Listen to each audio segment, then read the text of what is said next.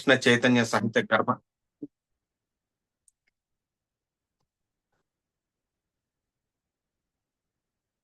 అధ్యాయ 5 కర్మయోగం కృష్ణ చైతన్య సహిత కర్మ శ్లోకం 16 జ్ఞానేన తు తజ్ఞానం తదజ్ఞానం ఏషాం నాసితమాత్మనః తేషామాదిత్యవజ్ఞానం ప్రకాశయతి తత్పరం జ్ఞానేన తు తదజ్ఞానం ఏషాం నాసితమాత్మనః తేషామాదిత్యవజ్ఞానం ప్రకాశయతి తత్పరం.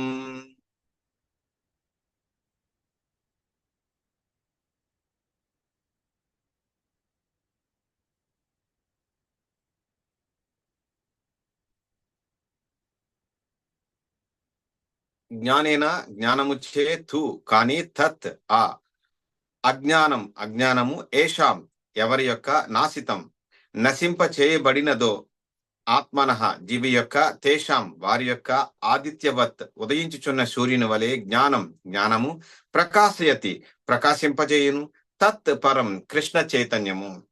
మానవుడు అజ్ఞానమును నశింపజేయు జ్ఞానముచే ప్రకాశవంతుడైనప్పుడు పగటిపూట సూర్యుడు సర్వమును ప్రకాశింపజేయనట్లు అతని జ్ఞానము సర్వమును వ్యక్తపరచును.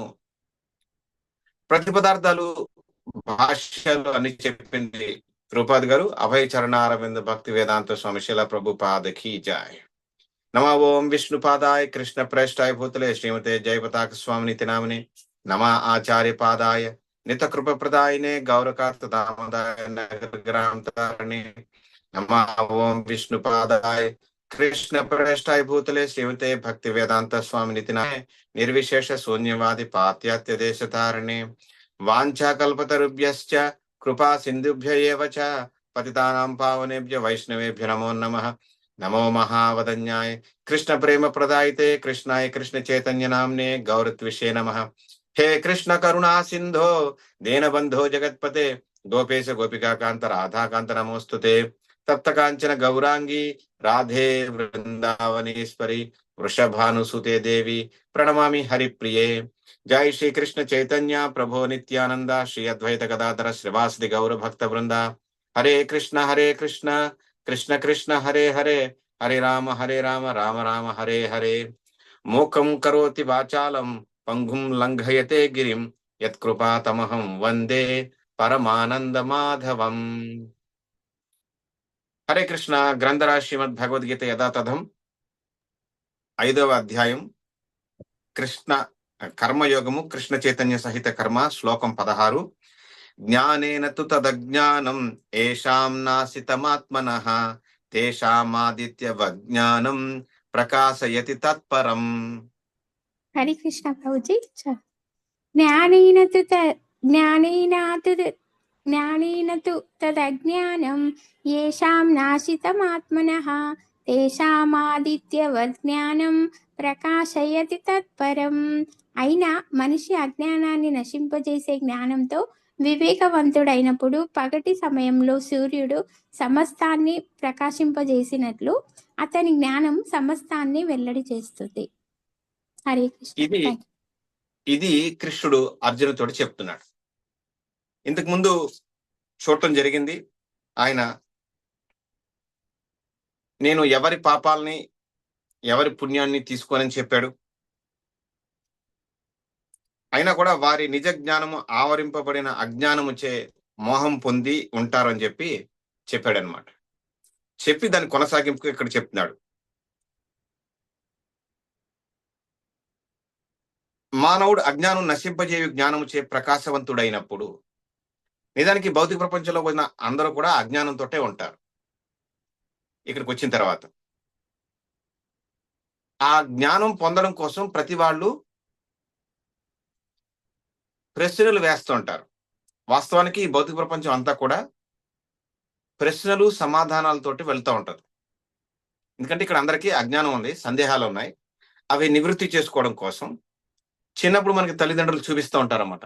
ఇది సూర్యుడు, ఇది చంద్రుడు, అవి నక్షత్రాలు, అమ్మ నాన్న, ఇలా మనకి అన్ని పేర్లు చెప్తూ చూపిస్తూ నేర్పిస్తూ అలా అలా అలా అలా అలా మనకి జ్ఞాపక శక్తి ఉండేలాగా మనకి మెదడులో ఆ ఏర్పాటు చేస్తారు.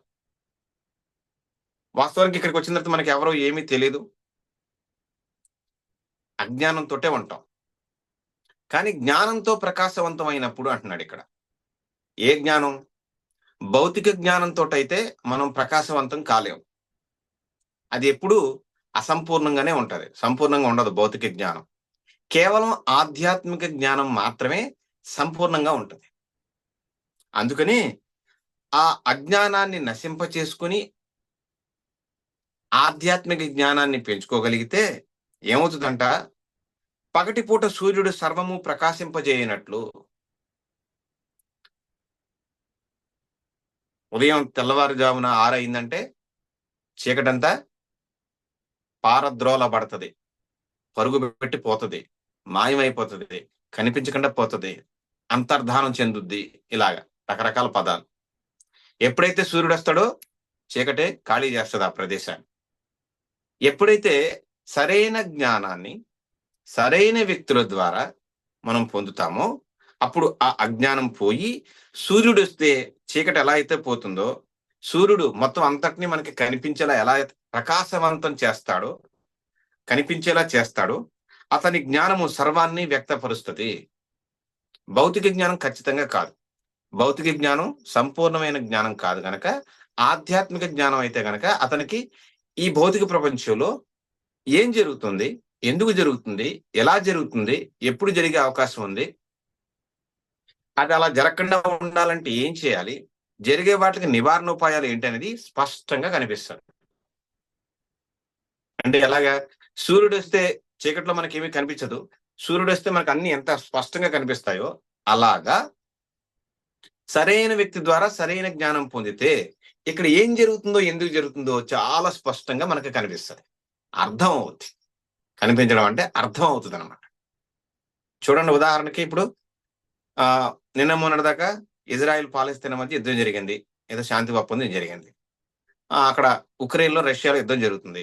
ఓ 2, 3 రోజుల క్రితం ఒక హెలికాప్టర్ విమానాన్ని గుద్ది అమెరికాలో ఒక 64 మంది చనిపోయారు. ప్రతిరోజు చాలా మంది చనిపోతున్నారు. చాలా మంది పుడుతున్నారు. మన కళ్ళ ముందే అందరికీ వ్యాధి వస్తుంది. అందరికీ ముసలితనం వస్తుంది. రకరకాలుగా భూకంపాలొస్తున్నాయి, తుఫాన్లొస్తున్నాయి, విపరీతంగా ఆ! ఎండలు కాస్తున్నాయి, విపరీతంగా వర్షాలు పడుతున్నాయి, లేదా వర్షాలు పడట్లేదు. కరువు, అధిక ఉత్పత్తి పంట లేదంటే లేదంటే పంటే పండకపోవడం. ఇలా రకరకాల పరిణామాలు జరుగుతుంటాయి మన చుట్టూ ఈ భూమి మీద. తెల్లవారుతుంది, రాత్రవుతుంది, తెల్లవారుతుంది, రాత్రవుతుంది మళ్ళీ. ఇలాగా. ఇవన్నీ ఎందుకు జరుగుతున్నాయి? భూకంపాలు ఎందుకొస్తున్నాయి? తుఫాన్లు ఎందుకొస్తున్నాయి? అంటే మనమేదో సైన్స్ ద్వారా రకరకాలుగా చెప్పొచ్చు. నీరు ఆవిరై, మేఘమై, వర్షమై, హ్మ్. భూమి తిరుగుతూ ఉండడం వల్ల, అది కదులుతూ ఉండడం వల్ల, ఆహ్, లోపల ఉన్న ప్లేట్లు గుద్దుకుని భూకంపం వస్తుంది. ఈ భౌతికమైన ఉదాహరణలన్నీ చెప్పొచ్చు. ఇది భౌతిక జ్ఞానం. భౌతిక ప్రపంచం. కానీ ఇవన్నీ ఎందుకు జరుగుతున్నాయో ఎవరికీ తెలియదు. ఎవరు చేస్తున్నారో ఎవరికీ తెలియదు. కానీ కృష్ణుడు భగవద్గీతలో మయాధ్యక్షేణ ప్రకృతి, ఇదంతా నా అధ్యక్షతన జరుగుతుంది. నేనే ఇదంతా జరిపిస్తూ ఉన్నాను. ఒక ప్రత్యేక కారణంతోటి, జీవుల కోరిక మేరకు ఇదంతా ఏర్పాటు చేసి నేనే జరిపిస్తున్నాను. కానీ అది ఆయన కనిపించడు. అందుకని ఎవరికీ అర్థం కాదు. ఎందుకు జరుగుతుందో అసలే అర్థం కాదు. ఈ లోకంలో అత్యంత ఆశ్చర్యకరమైన విషయం, తన చుట్టూ అందరూ చనిపోతూ ఉన్నా తాను చనిపోతాను అని అనుకోకపోవడమే. ఇదెందుకు జరుగుతుంది? దీన్ని ఆపడం ఎలాగా? ఈ భౌతిక జ్ఞానం ద్వారా అది పరిష్కారం దొరకలేదు. దొరకదు కూడా. అందుకని సరైన జ్ఞానం సరైన వ్యక్తి ద్వారా మనం పొందగలిగితే, సూర్యుడొస్తే చీకటి ఎలా అయితే పోయి మొత్తం అంతా స్పష్టంగా కనిపిస్తదో, ఈ భౌతిక ప్రపంచంలో సరైన జ్ఞానం తీసుకున్న వ్యక్తి అంటే ఇదే కాదు భగవద్గీత, భాగవతం, రామాయణం, భారతం ఇలాంటివి. ఆధ్యాత్మిక జ్ఞానం సరియైన వ్యక్తి ద్వారా సరైన విధంగా తీసుకున్న వ్యక్తి సూర్యుడొచ్చినప్పుడు చీకటి పోయి అన్నీ స్పష్టంగా కనిపించినట్టుగా, ఇక్కడ ఏం జరుగుతుందో, ఎందుకు జరుగుతుందో స్పష్టంగా అతనికి తెలుస్తదట. లేకపోతే ఎవ్వరికీ తెలీదు ఎందుకు జరుగుతుందో, ఏం జరుగుతుంది అంతే. జరుగుతుంది. ఇది ఇలా జరుగుతూ ఉంటది అంతే. పదండి. మనం కూడా ఆ కాల ప్రవాహంలో కొట్టుకుపోతా ఉంటాం. రూపతి గారు ఏం చెప్తున్నారు? ఎలా వస్తది ఈ జ్ఞానం? మనం గురువుకి మొదటగా, ఆ తర్వాత భగవంతుడికి సంపూర్ణంగా శరణాగతి పొందితే మనకి ఈ జ్ఞానం వస్తది. అది కూడా ఎలాగా? బహునాం జన్మానాం అంతే జ్ఞానమాన్ మాన్ ప్రపద్యతే. ఎన్నెన్నో జన్మలు గడిచిన తర్వాతే మనకి జ్ఞానం వచ్చింది. ఇప్పుడు ఒక జన్మలో వచ్చింది కాదు ఇది. రాత్రికి రాత్రి వచ్చింది కాదు ఇది. మనకి ఈ స్థితి రావడానికి మనం ఎన్నో జన్మలు పట్టిందంట. బహునాం జన్మానాం అంతే జ్ఞానమాన్ మాన్ ప్రపద్యతే. కృష్ణుడే సర్వం అని తెలుసుకోవడానికి, అసలు అట్లీస్ట్ ముందు ఈ జ్ఞానం మనకు దొరకడానికి, ఈ విలువైనటువంటి జ్ఞానం మనకు దొరకడానికి మనం ఎన్నో జన్మలు ఎత్తామన్నమాట. అంత విలువైంది కనుక దీన్ని ఎట్టి పరిస్థితుల్లోనూ వదులుకోకూడదు. భక్తి సిద్ధాంత సరస్వతి గోస్వామి చెప్తారు, జీవితంలో ఏ పరిణామాలు జరగనివ్వండి, కృష్ణుడిని మాత్రం వదలద్దు అంటారు. ఎందుకంటే ఖచ్చితంగా మన జీవితంలో చాలా పరిణామాలు జరుగుతాయి. తల్లిదండ్రులు ఉంటారు, అన్నదమ్ములు ఉంటారు, అక్క చెల్లెలు ఉంటారు. మనం పెరిగి పెద్ద అవుతాం. తల్లి చనిపోవచ్చు, తండ్రి చనిపోవచ్చు, అన్న చనిపోవచ్చు, అక్క చనిపోవచ్చు, మనకే వ్యాధి రావచ్చు, వాళ్ళకి ఎవరికైనా వ్యాధులు రావచ్చు, కొత్త వాళ్ళు మన ఇంట్లోకి రావచ్చు, మన ఇంట్లో వాళ్ళు బయటికి వెళ్ళిపోవచ్చు, కొత్తగా పుట్టచ్చు, కొత్తగా పోవచ్చు. మన జీవితంలో మన చుట్టూ అన్ని జరుగుతూనే ఉంటాయి. ఏమైనా జరగనివ్వండి, కృష్ణుని మాత్రం వదులుకోకుండా అంటారు ఆయన. అసలు ఇది ఎందుకు జరుగుతుందో సాధారణ జనానికి తెలియదు. కానీ సరైన వ్యక్తి ద్వారా ఈ జ్ఞానం పొందిన, ఆధ్యాత్మిక జ్ఞానం పొందినటువంటి వ్యక్తికి బహునాం జన్మానాం, చాలా జన్మల తర్వాత ఇది అర్థం అవుతుంది. కర్మఫలం చూడండి, కర్మయోగం చేసుకున్న పనుల వల్ల ఒకళ్ళు బాగుంటున్నారు, ఒకళ్ళు బాగోట్లేదు, ఒకళ్ళు ఆందోళనతో ఉన్నారు, ఒకళ్ళు సంతోషంగా ఉన్నారు. ఇలా రకరకాలుగా మన చుట్టూ చాలా సంఘటనలు మనం ప్రతిరోజు ప్రతి క్షణం గమనిస్తున్నాం. ఎందుకంటే కర్మ చేసిన పని. అదే కృష్ణ చైతన్య సహిత కర్మ, ఈ అధ్యాయం పేరు కర్మయోగం, కృష్ణ చైతన్య సహిత కర్మ. మనం కృష్ణ సంబంధమైనటువంటి పనులు చేస్తుంటే ఇక్కడ అంతా అనుకూలంగానే ఉంటది. ఎంత అనుకూలంగా ఉన్నా భౌతిక ప్రపంచం దుఃఖాలయం, గుర్తుపెట్టుకోండి. ఇక్కడ ఎవరున్నా వాళ్ళకి ఇబ్బంది వస్తుంది. అయితే భక్తుడు దాన్ని ఇబ్బందిగా భావించకుండా భగవత్ వరప్రసాదంగా భావించి, భగవంతుడు ఇచ్చేటటువంటి ఒక అవకాశంగా భావించి ముందుకు వెళ్తాడు. ఆ భక్తులు ఆందోళన పడతారు, ఇబ్బంది పడతారు, దాని ప్రభావాన్ని అనుభవిస్తారు అనమాట. ఇది మనకి ఇవాళ ఈ జ్ఞానం ఇలా వచ్చింది అంటే దానికి కారణం మనం ఎన్నెన్నో జన్మల్లో చేసుకున్నటువంటి కార్యక్రమాల వల్ల ఇవాళ ఈ స్థితికి మనం వచ్చాం. ఈ మానవ జన్మలో తదుపరి ఏమవుతుందో, ఎక్కడికి వెళ్తామో, ఎలాంటి శరీరం పొందుతామో, అసలు మనకి ఎలా మరణం వస్తుందో, మరణించే సమయంలో మనం ఏం మాట్లాడతామో, ఇవన్నీ క్వశ్చన్ మార్క్, సశేషం, తెలియదు, ఏమవుతుందో తెలియదు. కానీ ఎప్పటికైతే, ఈ రోజుకైతే, ఈ క్షణానికైతే, ఈ పరిస్థితిలో మనం ఉన్నామంటే మనం ఎన్నెన్నో జన్మల్లో చేసినటువంటి కర్మ ఫలితంగా ఇవాళ ఈ స్థితిలో మనం ఉండడం జరిగింది. ఓకే, సో ప్రభుపాద ఇంకా చెప్తున్నారు, ఇలా ఎవరైతే కృష్ణుడికి శరణాగతి పొందుతారో చాలా జన్మల తర్వాత తెలుసుకుని వాళ్ళకి ఇదన్నీ స్పష్టంగా అర్థం అవుతాయి. ఎందుకు జరుగుతుంది, ఏం జరుగుతుంది. ప్రతి దేశం ఇంకొక దేశాన్ని చూసి భయపడుతుంది, బాంబులతో బెదిరిస్తుంది, ఆయుధాలతోటి దాడి చేస్తుంది. నేను, నాది, నా దేశం, నేను, నా కుటుంబం, నేను, నా ప్రాంతం, ఈ నే నా మా ఇదే వీటన్నిటికీ, సంఘటనలన్నిటికీ కారణం. ఇది భక్తుడికి అర్థం అవుతుంది, అభక్తుడికి అర్థం కాదు. అలాగే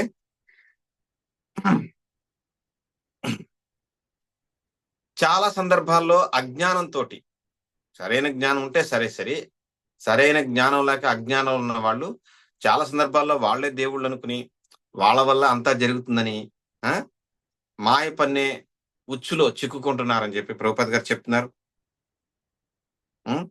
కానీ భగవంతుడు అలాగా ఇక్కడ ఉన్నా అక్కడ ఉన్నా, ఉదాహరణకి ఇక్కడికి వచ్చినప్పుడు అలాంటి మాయా మోహానికి ఆయన గురికాడు, మాయలో ఆయన పడాడు. అందుకని ఆయన భగవంతుడు. కానీ జీవుడు పడుతున్నాడు, ఆ మాయా మోహంలో చిక్కుకుంటున్నాడు. ఎలా అంటే జాలరి వలేస్తే చేప చిక్కుకున్నట్టుగా వచ్చి ఈ మాయా వలలో ఇక్కడ జీవుడు చిక్కుకుంటున్నాడు. అప్పుడు సంపూర్ణ కృష్ణ చైతన్యవంతుని నుంచి యథార్థ జ్ఞానం మనకి లభిస్తుంది. ఎవరి దగ్గర నుంచి పడితే వాళ్ళ దగ్గర నుంచి కాదు, పూర్తిగా కృష్ణ భక్తుడి ద్వారా మాత్రమే నిజమైనటువంటి. ఎందుకంటే మీరు ఎవరిని చూసుకున్నా, ఎక్కడ చూసుకున్నా, ఏ ఆశ్రమం అయినా, ఏ సంప్రదాయం అయినా వాళ్ళు భగవద్గీతలో శ్లోకం చెప్పాల్సిందే. మళ్ళీ ఆ శ్లోకాన్ని వాళ్ళ తత్వానికి అనుగుణంగా తిప్పేసుకుంటారు. దాన్ని కృష్ణుడు ఉన్నది ఉన్నట్టుగా ఆయన ఉద్దేశాన్ని చెప్పరు. కానీ వాళ్ళందరూ ఈ భగవద్గీతలో శ్లోకాలు తీసుకుంటారు. అది ఏ బొట్టు కానివ్వండి, ఏ సాంప్రదాయం కానివ్వండి, కృష్ణుడి ఉద్దేశాన్ని ఉన్నది ఉన్నట్టుగా ఇవ్వరు. అందుకని దాన్ని మాయ వైపు తిప్పేస్తారు. కృష్ణుడి శరీరం మాయ, కృష్ణుడు జీవితం మాయ, కృష్ణుడు మరణించాడు, ఇలా రకరకాలుగా చెప్తారు. కృష్ణుడు ఇక్కడికొచ్చినా మాయకు గురికాడు, మాయలో చిక్కుకోడు. ఆయన ఇక్కడున్నా, అక్కడున్నా, ఎక్కడున్నా ఆయన జ్ఞానం ఎప్పటికీ స్థిరంగా, శాశ్వతంగా ఉంటది, సంపూర్ణంగా ఉంటది. ఆయన మాయకు గురికాడు. మాయ ఆయనకి దాసి కానీ, ఆయన మాయకు దాసుడు కాడు. ఈ విషయం అందరికీ తెలియదు. ఆయన శరీరం భౌతికమైంది, ఆయన మరణించాడు అని ఏమేమో మాట్లాడుతూ ఉంటారు ఈ మాయ పట్టిన వ్యక్తులంతా కూడా. సో, భగవంతుడు ఇప్పుడు మరణించడు, ఆయన ఆందోళన చెందడు, ఆయనకి ఇక్కడ ఈ భౌతిక ప్రపంచంలో ఉన్నటువంటి పరిణామాలు ఆయన్ని ఏమీ చేయలేవు. ఇలా చాలా ఉన్నాయి. హ్మ్. ఇంకా ప్రభుపాద్ గారు చెప్తున్నారు, సూర్యుడు అంధకారాన్ని తరిమేసినట్లు కృష్ణ చైతన్యం అజ్ఞానం అంతటిని ఖచ్చితంగా పారదోలగలదు. ఇవన్నీ తెలియక ముందు మనం ఎలా ఉన్నాం, ఏం జరిగింది, ఇప్పుడు ఇప్పుడు ఎలా ఉంటున్నాం, మన చుట్టూ ఏం జరుగుతుందో మనకి చాలా స్పష్టత వస్తది. చూడండి, మబ్బులన్నీ పోయి, రాత్రంతా పోయి, ఉదయం సూర్యుడు స్పష్టంగా కనిపిస్తున్నప్పుడు మనకు లోకం ఎంత స్పష్టంగా కనిపిస్తుందో, ఇప్పుడు ఇక్కడ ఎవరైతే ఈ అసలు జ్ఞానాన్ని పరంపరగా సరైనటువంటి వ్యక్తి ద్వారా పొందితే వాళ్ళు అంత స్పష్టంగా ఈ లోకాన్ని, భగవంతుని చూడగలుగుతారు. అదే ప్రత్యేకత. అందుకనే జ్ఞానేనతు తదజ్ఞానం అన్నాడు. అసలు శిశుల జ్ఞానం కావాలి. భౌతిక జ్ఞానం అందరూ పొందుతున్నారు, కానీ ఆత్మజ్ఞానం ఎవరి దగ్గర లేదు. ఆ జ్ఞానం అంటే ఏంటి? ఇదే భగవద్గీత జ్ఞానమే. మనిషి అయిన తర్వాత మనిషి మాత్రమే ఆలోచించి ఏం చేయాలి, ఏం చేస్తాను అతను ఒక్కడికి మాత్రమే తెలుస్తుంది కనుక ఆ జ్ఞానాన్ని సరిగ్గా పొందగలిగిన వ్యక్తికి లోకాన్ని చూడలేడు. అజ్ఞానంలో ఉన్నవాడు కూడా భగవంతుని గాని, భగవత్ తత్వాన్ని గాని అలాగే చూడలేడు, అర్థం చేసుకోలేడు. సరైన గురువు ద్వారా సరైన విధంగా కృష్ణుడి యొక్క ఉద్దేశాన్ని ఉన్నదన్నట్టుగా తెలుసుకున్న వ్యక్తి ఇక్కడంతా ఏం జరుగుతుంది, ఎందుకు జరుగుతుందో స్పష్టంగా అర్థం చేసుకోగలుగుతాడు. అందుకని ఆ జ్ఞానాన్ని ఇచ్చే వ్యక్తి భగవంతుడికి సంబంధించిన, భగవంతుడు ఇచ్చిన జ్ఞానాన్ని సంపూర్ణంగా కలిగి ఉంటాడు. భగవంతుడితో సమానంగా భక్తి గౌరవాలు లభించినను తానెన్నడూ భగవానుడని పలకడు. నువ్వు దేవుడే, నేను దేవుడే, అందరూ దేవుళ్ళే అనేవాళ్ళు మాయావాదులు. మాయ వైపు మాట్లాడుతున్నారు వాళ్ళంతా. మాయ అంటే అర్థం ఏది కాదో అది అవును అనేవాళ్ళు. ఏది నియమం కాదో అదే నియమం అంటారు, ఏది విరుద్ధమో అదే అనుకూలం అంటారన్నమాట. అదే సక్రమం అంటారు. కానీ ఈ తత్వం సరిగా అర్థమైన వ్యక్తి భగవంతుడి గురించి చెప్తాడు, కానీ తాను భగవంతుడిని అనడు. కానీ భగవంతుడికి పొందినంత గౌరవం, కీర్తి ప్రతిష్టలు ఇలాంటివన్నీ పొందుతాడు. కానీ నేను భగవంతుడిని అని చెప్పడు. భగవాన్ అని తన పేరు ముందు టైటిల్ పెట్టుకోడు. నేనే ఆశీర్వదించేస్తాను, నేనే భగవంతుడిని, అవతార పురుషుడిని ఇలా చేతులు పెట్టి ఫోటోలు దిగి చుట్టూ యానిమేషన్స్, గ్రాఫిక్స్ చేసి రకరకాలుగా తయారయ్యి ఇవేమి చేయడు. తాను ఎప్పుడు ఒప్పుకుంటాడు, నేను జీవుణ్ణి, చాలా అల్పుణ్ణి, పరమాత్ముడు కృష్ణుడు ఆయనే సమస్తం అని చెప్తాడు. మనం ఆయనకి శరణాగతి పొందాలని చెప్తాడు. ఆయన దాన్ని ఎలాగో భగవద్గీతలో పాడి చెప్పాడు, చైతన్య మహాప్రభు కింద ఆచరించి చూపించి మరి వెళ్ళాడు. దాన్ని పరంపరలో గురువులు మనకు అందిస్తున్నారు. సో ఇప్పుడు ఉన్న గురువు మనకు అది అందించారు. ఇలా మనకి పరంపరలో దాన్ని అందుకుంటున్నాం. అందుకని తాను ఎప్పుడు కూడా భగవంతుణ్ణి, ఈ జ్ఞానం సరైనటువంటి జ్ఞానం, భగవత్ జ్ఞానం, గీతా జ్ఞానం పరంపరలో సరైన గురువు ద్వారా పొందిన వ్యక్తి ఎప్పుడూ కూడా తాను భగవంతుణ్ణి అని చెప్పడు. అలా చెప్పాడంటే అతను మాయావాది, అతనికి భగవత్ తత్వం సరిగా అర్థం కాలేదు అంతే. అతనికి స్పష్టత రాలేదు, తెల్లవారినా అతనికి ఇంకా ఏమి సరిగా కనిపించట్లేదు.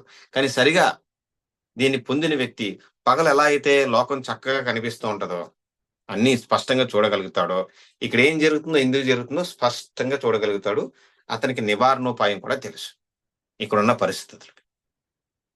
ఆ స్థితికి మనం రావాల్సి ఉంటది. ఎప్పుడు మనం చాలా జన్మల్లో చేసినటువంటి పుణ్యం వల్ల మాత్రమే మనం ఆ స్థితికి వస్తాం, లేదంటే రాం. అదే విషయాన్ని కృష్ణుడు ఇక్కడ మనకి ప్రభుపాద్ గారి భాష్యాల ద్వారా ఇద్దరు కలిసి మనకు అందిస్తున్నారు. ఓకే, సో అతని జ్ఞానము సర్వమును వ్యక్తపరచును. ఎందుకు జరుగుతుంది, ఏం జరుగుతుందంటే అవలీలగా చెప్తాడు అతను. ఈ కారణాల వల్ల ఈ ఉపద్రవాలు మనుషులు అజ్ఞానంతో చేయడం వల్ల సునామీలు వస్తున్నాయి, తుఫానులు వస్తున్నాయి, వరదలు వస్తున్నాయి, భూకంపాలు వస్తున్నాయి, ఆకాశం నుంచి పిడుగులు పడుతున్నాయి,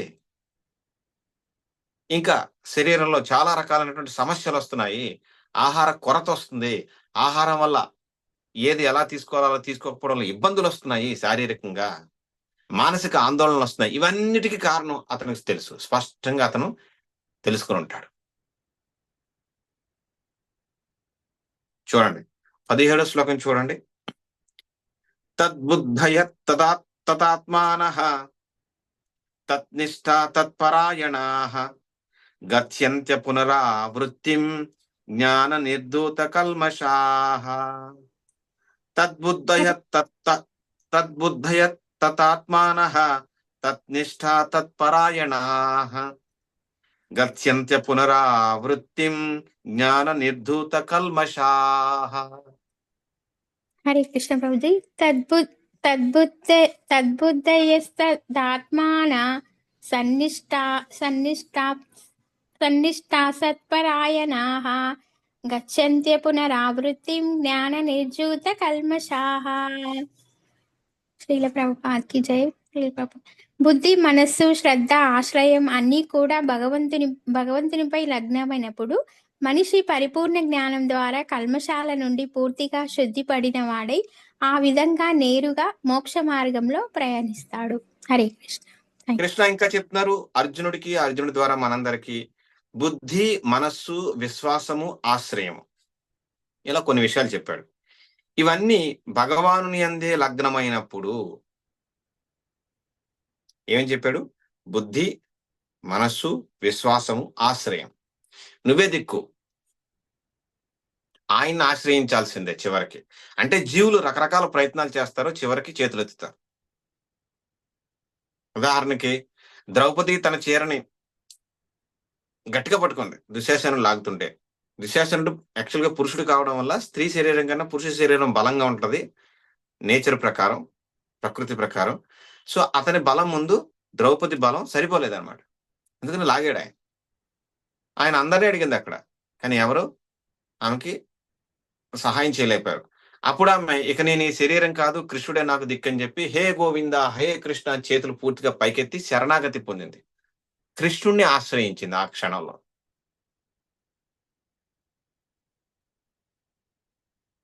అలాగే మీరు ఈ గజేంద్ర మోక్షంలో కూడా ముందు ఏనుగు తన ప్రయత్నాలన్నీ తాను చేసింది, ముసలితోటి యుద్ధం చేసింది మడుగులో.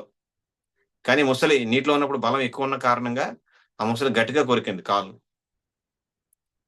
చాలా సంవత్సరాల పాటు ఈ యుద్ధం జరిగింది అనమాట. అప్పుడు దానికి అర్థమైంది ఇక నన్ను కాపాడేవాడు ఎవడో లేడు. అప్పుడు అది కృష్ణుడిని ఆశ్రయించింది. వైకుంఠ నారాయణుని కమలం ఒకటి తీసుకుని ఆ చెరువులో ఉన్నటువంటి తీసి పైకెత్తి ఆశ్రయించింది. సో బుద్ధి, మనస్సు, విశ్వాసం ఆయన మీదే పెట్టాలి, ఆయన్నే ఆశ్రయించాలి. మన బుద్ధి ఆయన మీద పెట్టాలి, ఎటువంటి అటు పంపకూడదు దాన్ని. మనస్సుని ఆయన మీద పెట్టాలి, ఎందుకంటే అది కుదరదు. ఎందుకంటే అర్జునుడు అడిగాడు, చంచలహం మన కృష్ణ ప్రమాది బలవదృఢం అన్నాడు. అసంశయం మహాబాహో మనోదుర్నిగ్రహించాం. కృష్ణుడు కూడా చెప్పాడు, నిజమే నువ్వు అన్నది కష్టమే, మనస్సుని నిగ్రహించడం గాలిని నిగ్రహించడం కన్నా కష్టం అని చెప్పి అర్జునుడు అంటే అభ్యాసనత కౌంతేయ వైరాగ్యనచ గృహ్యతే అన్నాడు కృష్ణుడు. గృహ్యతే అని ఏదైనా సరే కష్టమే, అభ్యాసం చేస్తే తప్ప అప్పటికప్పుడు అనుకుని అలా నిర్ణయాలు తీసేసుకుని అద్భుతాలు చేయలేం. కొన్ని చేయాలంటే ఇప్పుడు బాగా పాడాలంటే మనం చాలా సాధన చేసి ఉండాలి. సడన్ గా పాడమంటే ఏం పాడతాం, ఎలా పాడతాం? పాడలేము, ఏది పాడలేం, భౌతికంగానే ఆధ్యాత్మికంగానే. ఏదైనా సరే అభ్యాసం చేస్తే వైరాగ్యం అంత కృష్ణుడు ఏదో చెప్పినట్టుగా అభ్యాసం చేయడం వల్ల మనం దాంట్లో పరిపూర్ణత సాధించగలుగుతాం. మనస్సుని అభ్యాసంతో అదుపులో చేయగలుగుతాం, కృష్ణుడి మీద పెట్టగలుగుతాం, బుద్ధిని కూడా అలా పెట్టగలుగుతాం, విశ్వాసాన్ని కూడా అలాగే పెట్టాలి, ఆయన మీద నమ్మకం ఉంచాలి. మేము ఎన్ని ఏళ్ళు చేసినా మాకేమీ అనిపించట్లేదు, ఎంతకాలం చేసినా మాకు అనుకూలం అవ్వట్లేదు. మీరు భౌతికమైనటువంటి వాంఛించి కృష్ణుడిని ఆశ్రయిస్తే కృష్ణుడు అలా కూడా ఇస్తాడు. చతుర్విధ భజంతే మాం సుకృతినోర్జున ఆర్తో జిజ్ఞాసురు అర్థార్థి జ్ఞానిచన అన్నాడు కదా. ఇస్తాడు, అందరూ పుణ్యాత్ములే అన్నాడు, ఇస్తాడు. కానీ మీరు సరిగా అర్థం చేసుకుంటే మీరేమి అడగక్కర్లేదు. యోగక్షేమం వహామ్యహం చెప్పాడు గనక ఆయనే చూసుకుంటాడు. కానీ మీరేదో ఆశించి ఆయన కోసం ప్రయత్నిస్తే మాత్రం అలా కాదు. అది భక్తి కాదు, అది వ్యాపారం. మన పని కర్మయోగం మనం చేసుకుని పోతా ఉండాలి. ఓకే, కృష్ణుడు చెప్పిన విధంగా, గురువులు చెప్పిన విధంగా ఫలితం కృష్ణుడు ఇస్తాడు. ఇది నేను మొన్న విన్నాను అనమాట. తొందరగా వచ్చింది తొందరగా పోతుందట. ఓకే, నిదానంగా వచ్చింది శాశ్వతంగా ఎక్కువ కాలం ఉంటుందట. ఉదాహరణకి మునగ చెట్టు చాలా పెరుగుతుంది ఆకాశంలోకి, చాలా తొందరగా పెరుగుతుంది మునగ చెట్టు. కానీ ఇలా అంటే కొమ్మ టుక్మని ఇరిగిపోయింది. అది మీరు రావి చెట్టు చూడండి, చింత చెట్టు చూడండి, అవి చాలా స్లోగా పెరుగుతాయి. అలా అలా అలా అలా అలా సంవత్సరాల తరబడి పెరుగుతాయి. కానీ చాలా గట్టిగా స్ట్రాంగ్ గా ఉంటాయి. భూమి లోపలికి బాగా దిగుతాయి, బయటికి గట్టిగా ఉంటాయి. అర్థమైందా? మేము వచ్చి వారం రోజులు అయిపోయింది, నెల రోజులు అయిపోయింది, సంవత్సరం అయిపోయింది, మేము జపమాలు చేసేస్తున్నాం, తెగ పుస్తకాలు చదివేస్తున్నాం, మేము తెగ భక్తి చేసేస్తున్నాం, తెగ పూజలు చేసేస్తున్నాం, మాకు అయినా కలిసి రాలేదు, అద్భుతాలు జరగట్లేదు అంటే ఇది అలా కాదు. ఇది ఆ రావి విత్తనం చూడండి, ఇంతే ఉంటది, అది చిన్ని విత్తనం కానీ మహావృక్షం అవుతుంది. సో ఇది కూడా అలాంటిదే, ఓపిక్గా ఉండాలి. కృష్ణుడు సుదీర్ఘకాలం పరీక్షిస్తాడు, అంత సులువుగా ఏది ఇవ్వడాయన.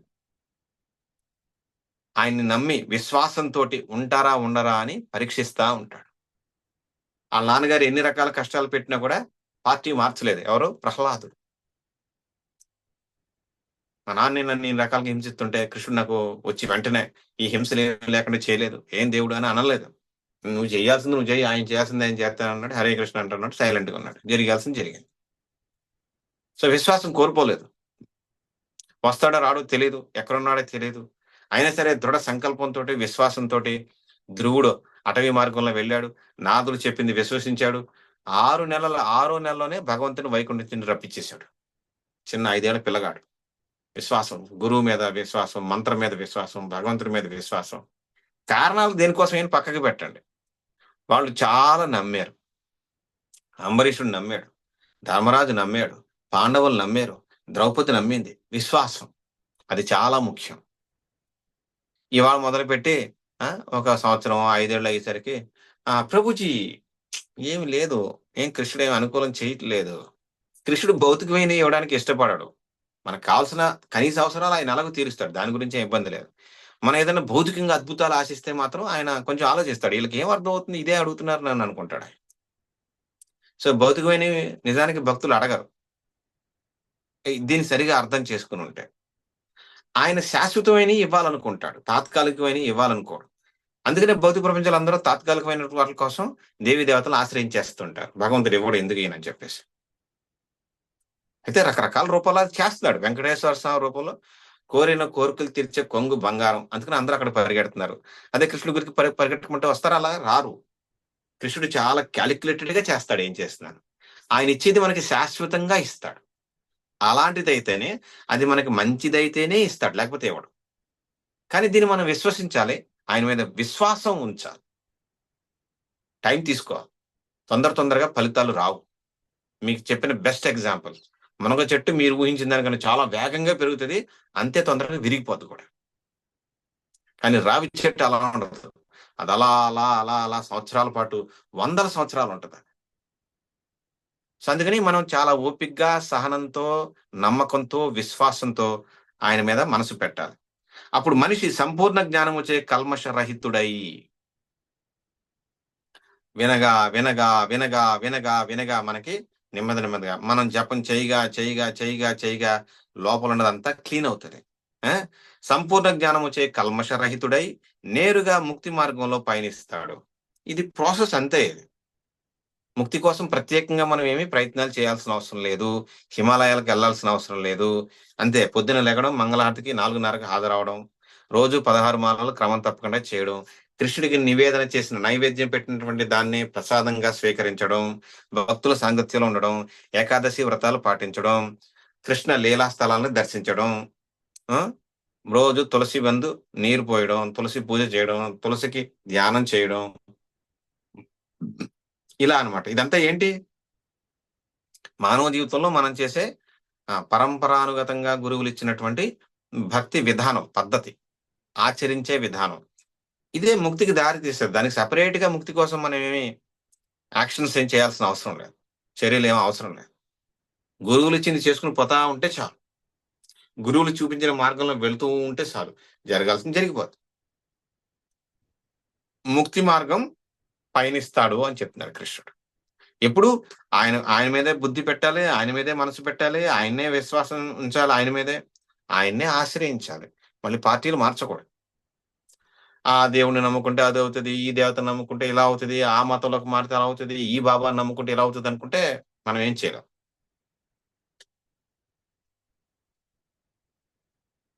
ఏదున్నా, ఏది కోల్పోయినా, మన జీవితంలో మంచే జరిగినా, చెడే జరిగినా, అనుకున్నయి జరిగినా, జరగకపోయినా సరే, కృష్ణుడిని వదలకూడదు. అదంతా మన కర్మానుసారం జరుగుతుంది. మనం చేసుకున్న పనుల వల్ల జరుగుతున్నాయి. అవి మనం కొన్ని అనుకున్నయి జరుగుతున్నాయి, కొన్ని జరగట్లేదు. కొన్ని అనుకోనివి జరుగుతున్నాయి. అది కూడా మన ఇష్ట ప్రకారం ఏం జరగట్లేదు. సో, మన కర్మానుసారం జరుగుతున్నాయండి. ఆ విషయం అర్థం చేసుకొని, కృష్ణుడు ఏం కోరుకుంటున్నాడో దాని మీద దృష్టి పెడితే చాలు. మిగతాదంతా దానంతట అదే జరిగిపోతుంది.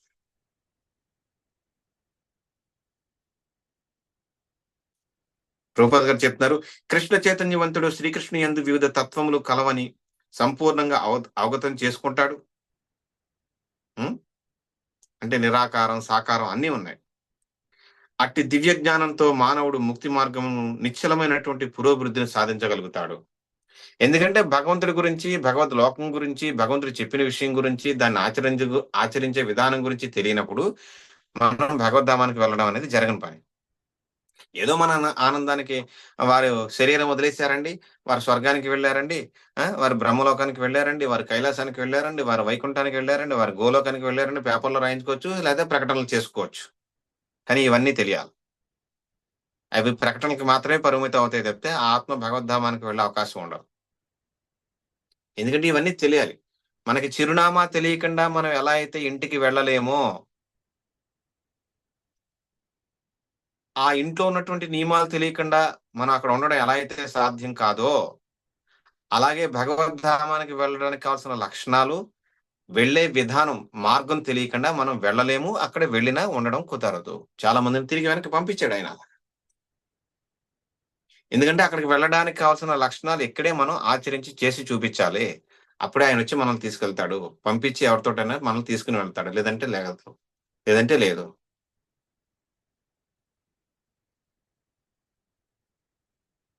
సో, ముక్తి మార్గంలో పయనిస్తారు. నిజానికి అక్కడికి వెళ్ళాలి. ముక్తి మార్గం అంటే అక్కడికి వెళ్ళాల్సిన అవసరం ఏం కూడా లేదు. ఇక్కడ కూడా ఉండిచ్చి ముక్త పురుషులకి ఇక్కడ కూడా ఉండొచ్చు. అక్కడుండేది ఇక్కడ చేస్తూ ఉన్నామనుకోండి. అక్కడున్నా ఒకటే, ఇక్కడున్నా ఒకటే. కానీ ఏంటంటే, ఇక్కడ కొంచెం మనకి వృద్ధాప్యం వస్తది. ఓకే. కళ్ళజోడొస్తది. జుట్టుకి రంగేసుకుందాం. పళ్ళకి సంబంధించిన ఇబ్బందులొస్తాయి. డెంటల్ హాస్పిటల్ చాలా ఉన్నాయి. శారీరకంగా ఇబ్బందులొస్తాయి. చాలా హాస్పిటల్స్ ఉన్నాయి. వృద్ధాప్యం వస్తది. చాలా బాధగా ఉంటది. ఇబ్బందుంటది. సో, మరణం వస్తది. అది మనకిష్టం లేదు. కానీ తీసుకోవాలి. ఇలా కొన్ని వస్తది భౌతిక ప్రపంచంలో ఉంటే. కానీ అక్కడుంటే అవేమీ ఉండవు. కానీ ఇక్కడున్నా కూడా అక్కడున్నప్పుడు ఏమి చేస్తున్నామో అదే ఇక్కడే చేస్తే సో, దాన్నే ముక్తి అంటారు. అంటే ఇక్కడి నుంచి ఎళ్ళిపోవడం అని కాదు. వెళ్ళాలనుకుంటే వెళ్ళొచ్చు. లేదంటే ఇక్కడే ఉండి భగవంతుడికి సేవ చేస్తూ ఉండొచ్చు. ఎక్కడుంటే ఏముంది? భగవంతుడు సేవ చేసినప్పుడు భౌతిక ప్రపంచంలో ఉన్న ఒకటే, ఆధ్యాత్మిక ప్రపంచంలో ఉన్న ఒకటే. ఫస్ట్ ఆయన్ని అర్థం చేసుకోవాలి. అదే ముక్తి మార్గం అంటే. ఆ దారిలో ఎళ్ళిపోతా ఉంటాం. ముక్తి అంటే ఏదో సెపరేట్‌గా ఏమీ లేదు. శరీరం వదిలేసిన తర్వాత భౌతికాన్ని వదిలేసి ఆధ్యాత్మికానికి వెళ్ళిపోవడం అంతే. ముక్త పురుషులు నారదుడు ఇక్కడే తిరుగుతాడు. సుతగోస్వామి ఇక్కడే తిరుగుతాడు. వీళ్ళందరూ ముక్త పురుషులే పెద్దవాళ్ళు. నలుగురు కుమారులు, అలాగే వ్యాసుడు వీళ్ళందరూ ఏంటి? సో, భగవదంశులు కావచ్చు, లేదంటే ఇంకేదైనా పిలుచుకోండి. వాళ్ళంతా ముక్త పురుషులే. మరి ఇక్కడ ఎందుకుంటున్నారు? అంటే మనల్ని ఉద్ధరించడానికి ఉన్నారు. మన కోసం చాలా చేసి వెళ్లారు. ఋషుల కింద, రాజుల కింద కొన్ని పద్ధతులు వాళ్ళు ఆచరించి, చూపించి వెళ్లారు. కృష్ణుడు కూడా మళ్ళీ చైతన్య మహాప్రభు కింద వచ్చి ఆయన పరివారంతో వచ్చి చూపించి వెళ్ళాడు. ఆదిశేషుడు రామానుజాచార్యుల వరకు వచ్చి ఆచరించి చూపించి వెళ్ళిపోయారు. చెప్పి వెళ్ళారు. ఇలా ఎందరో వచ్చి అదే పని మీద భగవంతుడి గురించి ప్రకటన చేసి, భగవంతుడి మార్గంలోకి రమ్మని చెప్పి, వాళ్ళు ఆచరించి చూపించి ఆ పరివారం ఏర్పాటు చేసి మఠాలు ఏర్పాటు చేసి పరంపర ఏర్పాటు చేసి ఇక్కడి నుంచి వెళ్ళారు. లేదా భగవంతుడి వాళ్ళని వేరే వేరే చోటకి పంపించి అక్కడ కూడా ఇదే కార్యక్రమం చేయొచ్చు. సో అంటే భక్తిలో బాగా అత్యంత ఉన్నత స్థితికి వెళ్ళిపోయిన తర్వాత ఇంకా ముక్తి గురించి ఎవరో ఆలోచించరు. అది ఎలాగో జరుగుతుంది, దాని గురించి ఆలోచించారు. మనం భక్తి బాగా చేయడం, అందరితోటి భక్తి బాగా చేయించి వాళ్ళని ఇబ్బందుల నుంచి బయటపడడం, అంతే. ఇది ఒకటే లక్ష్యం వాళ్ళకి. వైష్ణవ పరదుఃఖ దుఃఖి. దాని గురించి ఆలోచించాల్సిన అవసరం లేదు. దానికోసం ప్రత్యేకంగా ముక్తికి ప్రయత్నం చేయాల్సిన అవసరం కూడా లేదు. అది ఎలాగో జరుగుతుంది. కష్టపడ్డామంటే ఫలితం అలాగే వస్తుంది. ఒకరోజు అటు ఇటు కావచ్చు, లేదా మనం ఆశించినంత రాకపోవచ్చు, లేదా తక్కువే రావచ్చు, ఎక్కువే రావచ్చు, ఇంకెక్కువే రావచ్చు. మనకు అనవసరం. అది చేసుకుంటూ కర్మణ్యే వాదికారస్తే, అంతే. మనం చేసేది చేసుకుని వెళ్తా ఉంటే వచ్చేది వస్తా ఉంటుంది. కానీ ఓపికగా విశ్వాసం ఉండాలి, సహనంగా ఉండాలి, ఓర్పుతో ఉండాలి, నేర్పుతో చేయాలి. ఎందుకంటే భక్తి ఎలా అంటే అలా చేసేది కాదు, చాలా నేర్పు అవసరం దానికి. అప్పుడు ఇవన్నీ వస్తాయి, ఈ ముక్తి, ఈ పదాలన్నీ. కానీ శుద్ధ భక్తుడికి ఈ ముక్తి అనే పదం అసలు నచ్చనే నచ్చదు. ఏంటి ముక్తి ఏంటి? ఎందుకు ఇప్పుడు దాంతో పనే ఉంది? ముక్తి దేవతతో మనకి పనే ఉంది? అమ్మ నీకు నమస్కారం, నీ పన్ను చూసుకో, మాకు చాలా పని ఉంది ఇక్కడ. ఈ చాలా మందికి ఇది ఏం తెలియట్లేదు, మేము వీళ్ళకి చెప్తాం, ఇక్కడే ఉంటాం. మళ్ళీ వాళ్ళకి ఏ రకమైన కోరిక ఉందో కృష్ణుడు దాన్ని బట్టి వాళ్ళని ఇక్కడ ఉంచడమా తీసుకెళ్ళడం అనేది ఆయన నిర్ణయించుకుంటాడు. వీళ్ళు సెపరేట్ గా మాకు ముక్తి ఇవి మమ్మల్ని తీసుకెళ్ళైనా అడగరు. కానీ వాళ్ళు ప్రయాణించే మార్గం, వాళ్ళు చేసే పని అంతా కూడా ఆ దిశగానే వెళ్తది. కానీ వాళ్ళు ఏం చేస్తారు?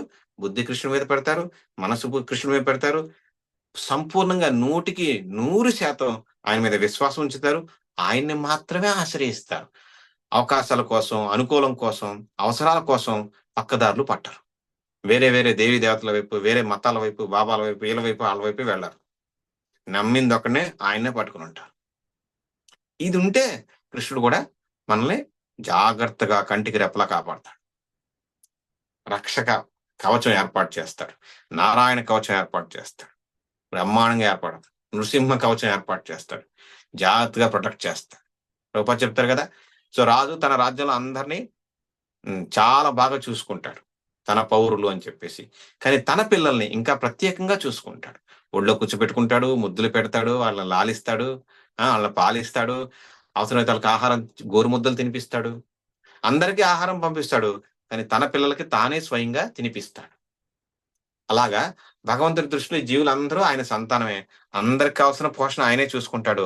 కానీ మంచి భక్తులకి ఆయన స్వయంగా రక్షణ కల్పిస్తాడు, స్వయంగా చూసుకుంటాడు, భద్రంగా చూసుకుంటాడు.